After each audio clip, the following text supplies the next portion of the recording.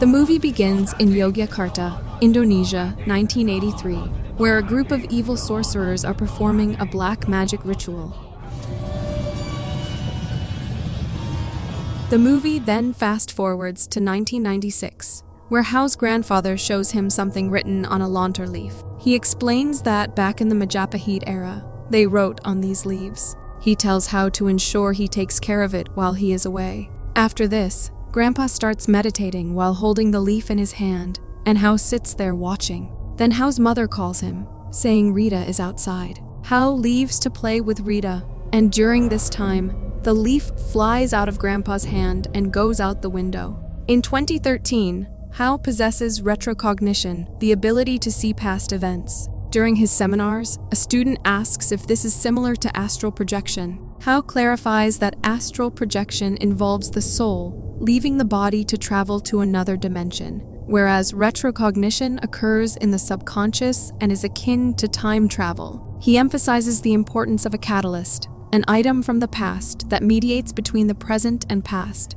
by transmitting electromagnetic pulses. Those with the ability to capture these pulses can perform retrocognition. A student asks if he can change the past. Hao explains that his Kareen, which travels through time, cannot control the catalyst's owner or interact with others, so the past cannot be changed. Another student inquires if someone can be trapped in the past, and in a flashback, it's revealed that Hao's grandfather did not return from a retrocognition session. After the seminar, Mr. and Mrs. Sujatmiko approaches Hao and Riti, asking for Hao's help. Hao asks what kind of help they need, to which Mrs. Sujatmiko explains that their daughter Sari went missing 2 days ago and hasn't returned from school. Despite efforts by her friends and school authorities, she remains unfounded. She pleads with Hao to use his retrocognition ability to find her daughter. However, her husband, skeptical, insists they should rely on the police to help locate her. Hao agrees to help, and that night they visit Sari's school, where Sari's homeroom teacher shows them the classroom where she was last seen. Hao begins the procedure using Sari's scissors, and after a while, he wakes up to find himself transported into the past, inhabiting Sari's body. Wadi arrives and asks why she is still here, to which Sari explains that she needs to finish her work because the sewing machine at her house is broken. After Wadi leaves, Sari continues her work. However, after some time, someone starts banging on the door. Frightened, Sari goes to open it, but when she does, she finds no one outside, but we see a figure standing there watching her. She returns and continues her work, but after some time, the classroom lights go off. Then, to her shock, the cloth she was stitching has changed, and suddenly, she becomes terrified seeing an entity and accidentally pierces her finger with the needle. Terrified, she runs out of the classroom and removes the needle from her finger, and as she does, she's startled when some liquid drips in front of her. When she looks up, no one is there, but suddenly, the entity appears and haunts her, causing her to fall unconscious. Then, as the lid of a well gets covered, Hao emerges from the retrocognition, visibly drained from the procedure. He takes them all to the forest, and when they check the well, they find Sari inside it. Hao retrieves Sari from the well, but there he encounters the Pocong, which frightens him deeply. However, as Riti throws down a rope to help him climb out, the Pocong disappears. As he comes out, Mr. and Mrs. Sujatmiko thank Hao for his help, and Riti suggests that when they return home, they should give Sari a flower bath to cleanse her. They then close the well and leave the forest behind them. The next day, Hao visits his grandfather's grave to offer his favorite sweets. There, he encounters a gravedigger who calls out to him. Perplexed, Hao moves toward the gravedigger almost in a trance, and as he approaches, the man suddenly reveals a tombstone with Hao's name and death date on it. Shocked, Hao stumbles and falls into an open grave, finding himself wrapped in a shroud. The gravedigger then begins to bury him alive, and Hao desperately tries to escape. Suddenly, he wakes up from this nightmare, and his mother tries to calm him down, explaining that Riti said he collapsed the moment he got off her bike. Later, when he goes into his room, he finds grave dirt on the floor, which increases his fear further. The next day, Hao tells Riti about his experience, expressing certainty that the Pocong is not ordinary. He describes how its head wasn't covered with cloth, revealing a bald, skeletal appearance. Reedy suggests there must be a reason why the Pocong targeted Sari, and she fears that Hao has now become its new target. Only then does Hao notice the man from the graveyard, who gives him a creepy smile. Curious and unnerved, Hao follows him upstairs to a changing area. He attempts to peek inside one of the rooms, but finds grave dirt there. Hao struggles to remove the curtain, and as he does, it gets dirtier. Finally, when he removes the cloth, he sees the man's reflection in the mirror. Startled, he moves closer, but the man disappears. And when Hao turns around, the Pocong haunts him, causing him to fall. However, in the next moment, Reedy appears and asks Hao if he's okay. He tells her that he saw the gravedigger from his dream, and Reedy suggests that he is its new target because he saved Sari. Meanwhile, while Sari is sleeping in her room, she sees Pocong standing there and suddenly wakes up in fear, and her fear intensifies when she sees someone trying to open the door of her room. Suddenly, Mrs. Sujat Miko rushes into the room, finding Sari extremely scared, and Sari explains that she saw the Pocong and feels it's following her. Mrs. Sujat Miko tries to calm Sari down and suggests changing her bandage, and as she does so, she mentions that some people believe a wounded finger can be used in sacrificial rituals by those practicing black magic. While explaining this, Mrs. Sujat Miko suddenly bites her finger. Startled by Sari's screams, her parents rush into the room and find Sari in a terrified state. Mrs. Sujat Miko calls Hao and tells him that ever since Sari returned home, she refuses to eat anything, and every time she closes her eyes, that entity appears.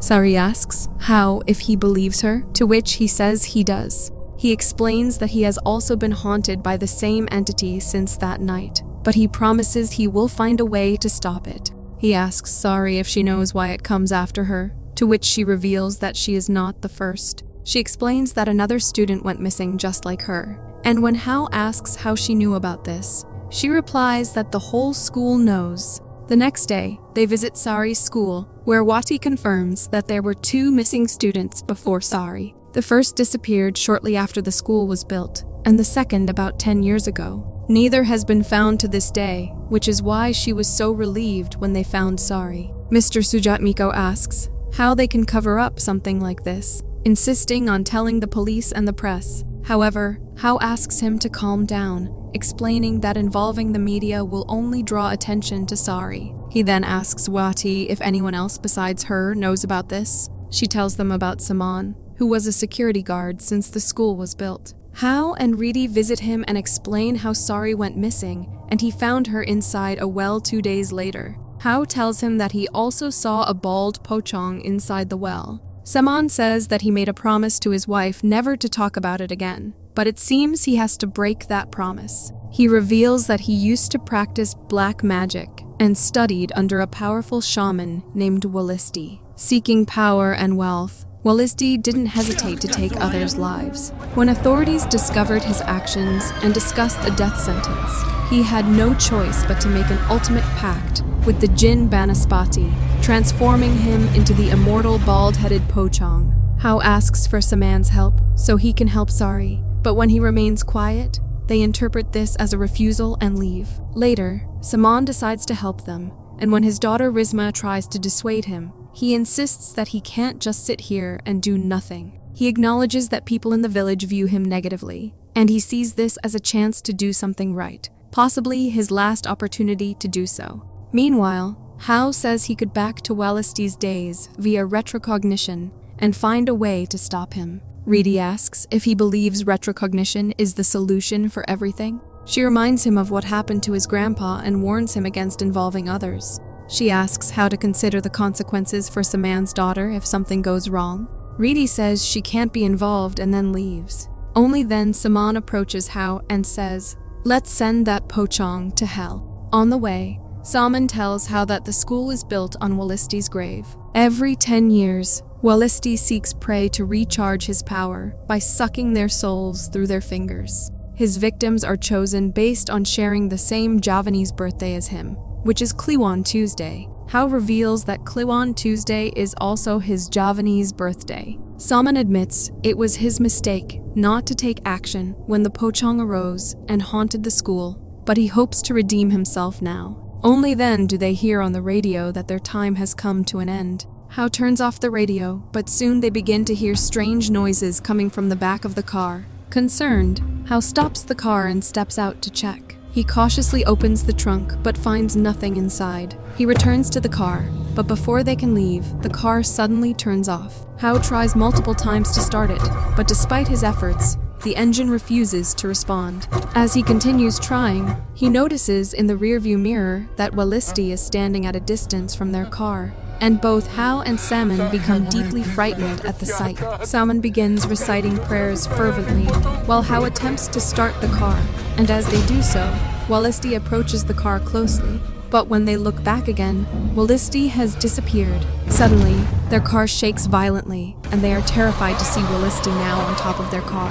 Wallisti jumps and tries to break through the sunroof to enter the car, but just as he does, the car finally starts, and they manage to escape. They stop the car, and Saman opens the trunk, but suddenly Wallisti spits something on his face. Hearing Saman screams, Hao rushes to him and finds his face burning. As he calls for help, Salmon tells him that Wallisti's grave is behind the banyan tree. Hao desperately asks what he needs to do next, but Saman dies before he can give any further instructions. Hao takes the rings from Saman's fingers and goes behind the banyan tree. There, he uses his ability of retrocognition and transports himself to the year 1983, when Saman was a student of Wallisti and witnesses the ritual where Wallisti was buried so that he could live forever as a Pocong. Meanwhile, Wallisti takes the ring from Hao's hand and throws it aside. The scene shifts to Hao's house, where Rita arrives and asks her mom if Hao is home yet. She replies, no, mentioning that he texted her saying he had something to do at the school. On the other hand, Hao notices that his body is disappearing, but before he vanishes completely, Rita finds him in the well. She bravely goes down into the well and puts Saman's ring in his hand, which helps him regain consciousness and saves him from being trapped in the past. She tries to calm him down and explains that the Pochong separated him from his catalyst and brought him down here.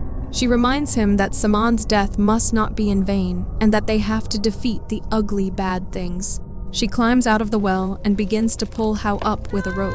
However, Hao notices that a shroud is tied to his leg, pulling him down. Despite Rita's efforts to pull him up, the force is too strong, and Hao falls back into the well. Hao tries to free himself, but the well begins to fill with water. The water level steadily rises, and after a while, Hao encounters Wallisti. Just then, Rita throws a garlic garland down into the well, causing Wallisti to disappear.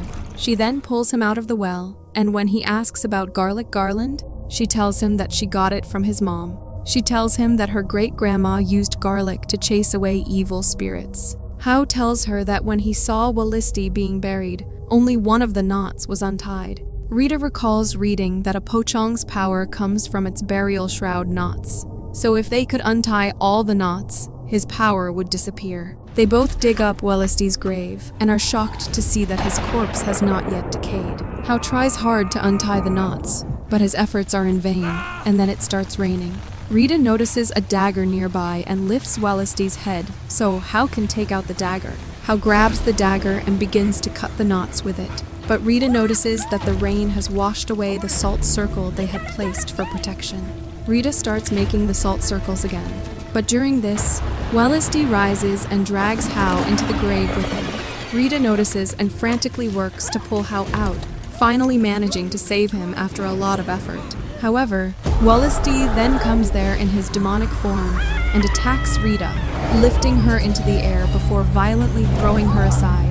This makes Hao furious, and he tries to attack Wallisti. However, Wallisti does not let him even touch him and breaks his finger. He then bites Hao's finger and begins to suck his soul to recharge his power. But in a desperate move, Hao manages to grab the dagger and stab Wallisti in the chest, freeing himself. Seizing the opportunity, Hao quickly cuts the remaining knots, ultimately defeating Wallisti and causing him to disappear from there. After a few days, Hao and Rita visit Saman's grave to pay their respects. They then go to Sari's house, where Sari and her family thank them for their help and bravery. As they leave, Hao tells Rita that he is going to use his ability to help others, confident that this is what his grandpa would have wanted for him. Thanks for facing the frights with us. If you survived this video, drop a like, summon that subscribe button, and brace yourself for more horror. Until next time, stay spooked.